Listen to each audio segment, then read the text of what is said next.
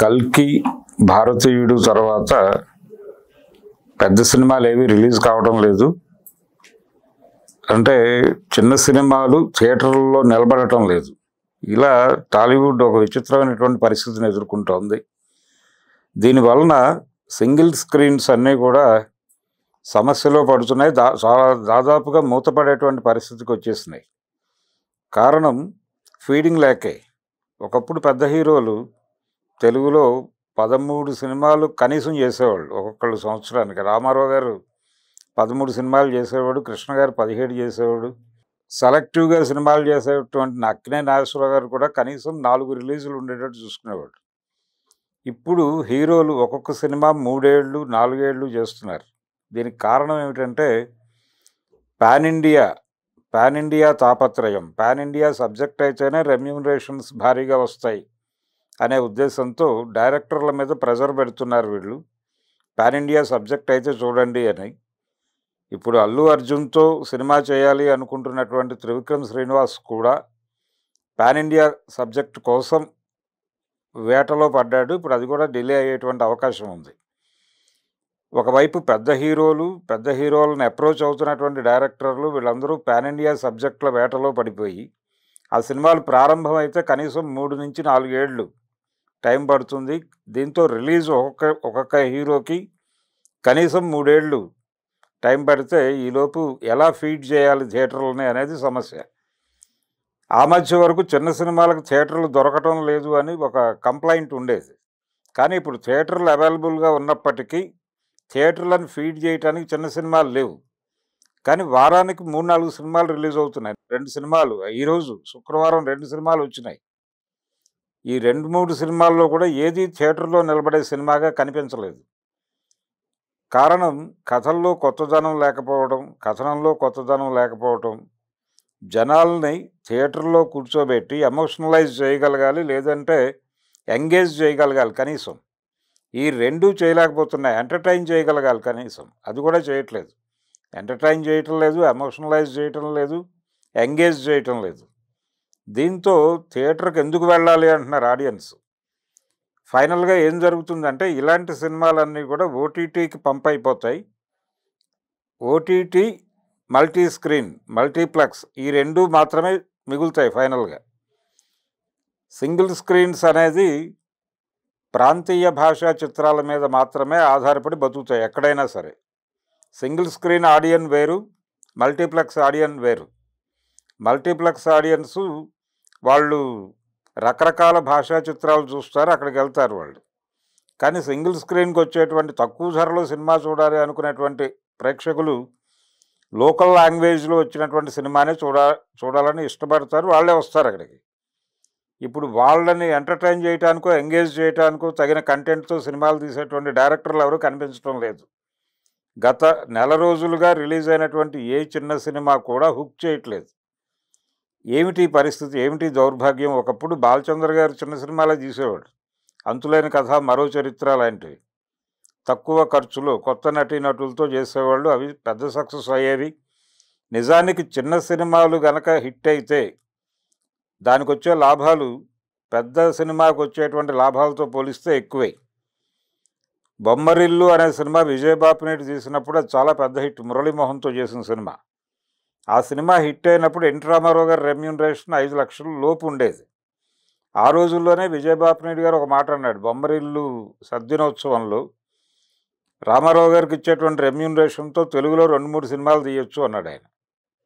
అటువంటి పరిస్థితి. తర్వాత ఆయన చిరంజీవి గారితో ₹1,00,00,000 రెమ్యూనరేషన్ ఇచ్చి సినిమాలు తీశాడు. అది వేరే గొడవ. ఎందుకంటే కంటెంట్ ఉండాలి. జనం థియేటర్కి రావాలంటే కంటెంట్ ఉండాలి, వాళ్ళు ఎంగేజ్ అవ్వాలి, ఎమోషనలైజ్ అవ్వాలి. అలాంటి కథలతో సినిమాలు తీయలేకపోతున్నారు ప్రస్తుతం వస్తున్నటువంటి డైరెక్టర్లు అనేది వాస్తవం. అందువలనే ఏ సినిమా కూడా థియేటర్లో నిలబడటం లేదు, జనాల్ని థియేటర్లకి రప్పించలేకపోతున్నాయి. నిన్న రిలీజ్ అయినటువంటి నేను యాక్చువల్గా నేను చూసింది నిన్న కాబట్టి ఈరోజు రిలీజ్ అయిన సినిమా డార్లింగ్. ఆ సినిమా కొత్త తరహాగా తీస్తున్నాను అని అనుకున్నాడు డైరెక్టర్ గారు.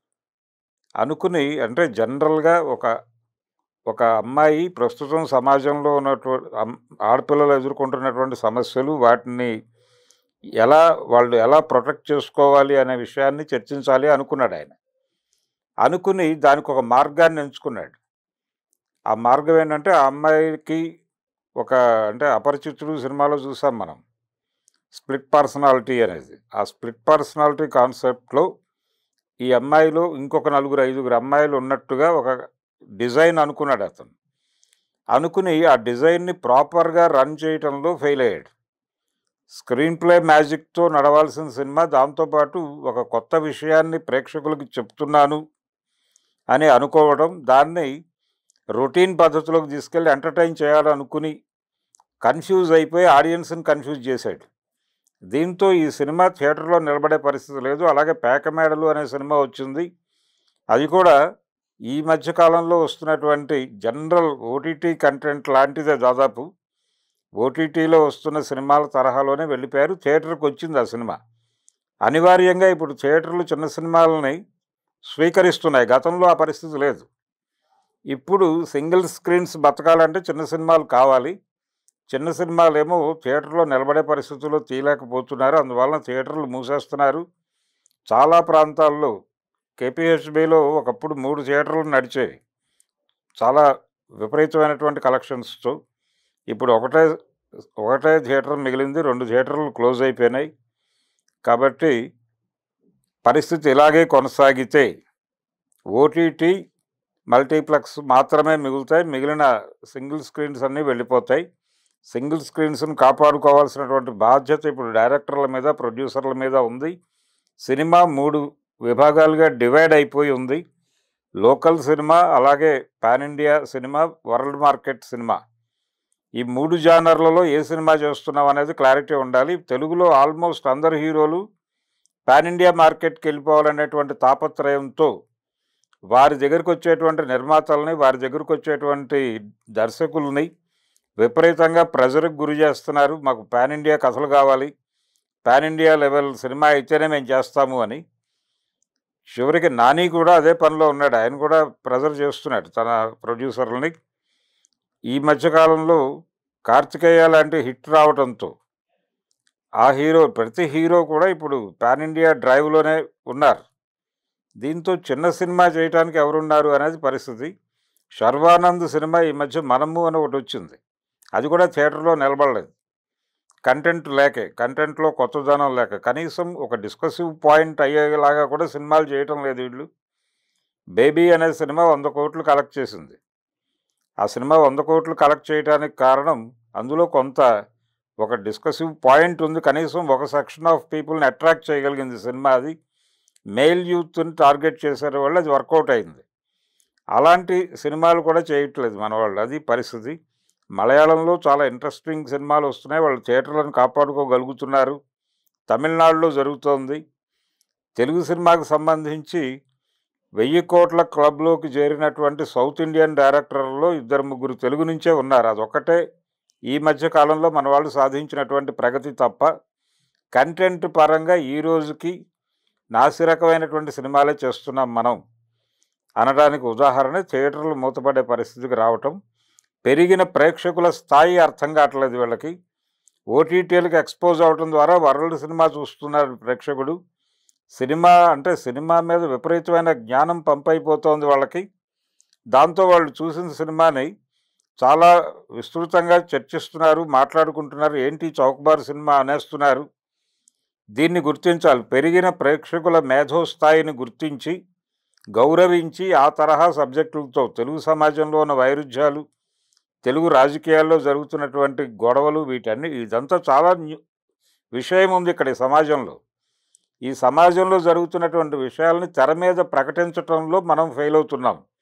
ఈ ఫెయిల్యూర్‌ని అంగీకరించాల్సి ఉంటుంది ఇండస్ట్రీ. దీనికి సంబంధించి సినిమా పరిశ్రమకు సంబంధించినటువంటి అన్ని ట్రేడ్స్‌కి సంఘాలు ఉన్నాయి. వీళ్ళు ఒకసారి కూర్చుని ఆత్మవిమర్శ చేసుకుని, ఆ తర్వాత సినిమాలు బతకటం లేదు, చిన్న సినిమాని బతకనివ్వట్లేదు, మేము చిన్న సినిమాలు తీస్తే థియేటర్లు ఇవ్వటం లేదు, ఇలాంటి డిమాండ్లన్నీ తప్పు డిమాండ్లు. నిజానికి స్కోప్ ఉంది, అవకాశం ఉంది. అవకాశం ఉన్నప్పటికీ వాడుకోవడం లేదు ఎవరు. దీన్ని గుర్తించి తమని తాము సంస్కరించుకుని మంచి సినిమాలు తీయకపోతే ఇండస్ట్రీ సర్వనాశనం అయిపోతుంది. ఇప్పుడు టోటల్‌గా రెస్పాన్సిబిలిటీ కథకుల మీద, కథకులే డైరెక్టర్లు కాబట్టి డైరెక్టర్ల మీదే ప్రధానంగా ఇప్పుడు సమస్య ఉంది. కొత్త డైరెక్టర్లు రావాలి, కొత్త ఆలోచనలు రావాలి, కొత్త తరహా సినిమా చూడటానికి తెలుగు ప్రేక్షకులు సిద్ధంగా ఉన్నారు. తెలుగు ప్రేక్షకులు చూడరు అనేది భ్రమ. చూస్తారు వాళ్ళు. వాళ్ళ స్థాయి పెరిగింది. దాన్ని గౌరవించి మంచి సినిమాలు తీయండి అని కోరటం కోసం మాత్రమే ఈ వీడియో చేస్తున్నాను.